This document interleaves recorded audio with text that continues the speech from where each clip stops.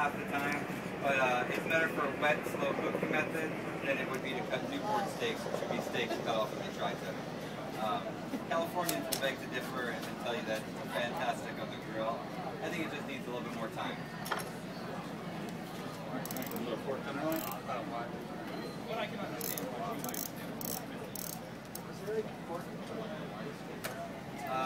There is. Pork brisket? Yeah.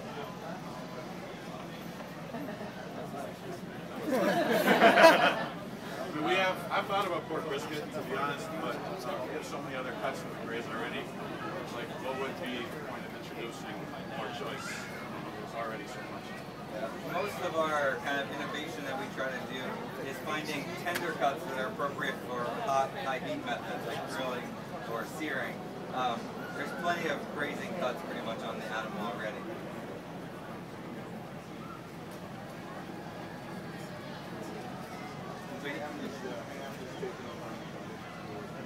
The ham?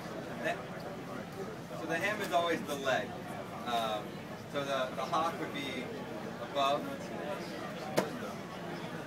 but the ham is the leg of pig basically. And a ham would be a cured and smoked leg of pig. I think a fresh leg of pig is probably like the most underrated roast. We do leg of lamb, but it's a fantastic cut, both bone-in and boneless. Unfortunately, bone-in is a pretty large cut, and most people in New York City kitchens aren't looking to roast, a 14-pound leg of pig. So, Adam pulled the tenderloin. So we have a pork tenderloin.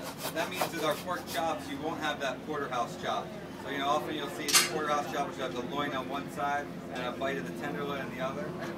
You can't have it both ways. You can't have a pork tenderloin and that chop. So you got to kind of make a decision.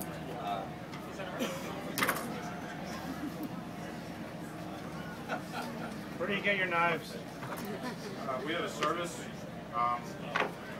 Guy does some of the beef houses for market on 14th Street, so we get our knives switched out every week. Basically, it's a service. We have 2 sets of knives. We use one, and then he comes every Friday, and we swap them out.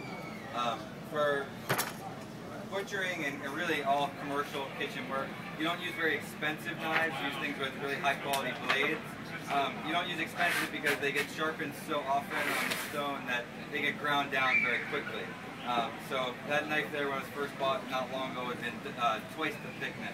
So you don't want a $150 knife because you're just going to go through it. So we use, that knife, boning knife, I think costs $12. But it's a high quality knife. It holds an edge quite well. Like my knives. Adam likes them not when they're new, but once they've been gotten ground down about half, because you can get around the bone easier. You can whittle basically. It's like a toothpick. The only problem is once they get too thin, they snap. You snap the tips off. So the saw cut that Adam did was to separate the belly from the loin.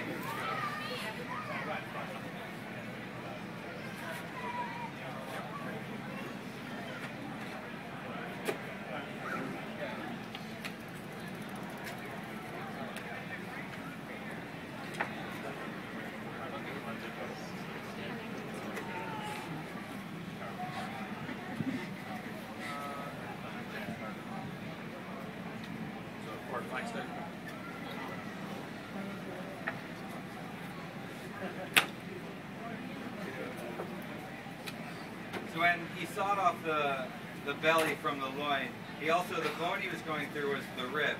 And that's kind of the separation between baby back ribs and the spare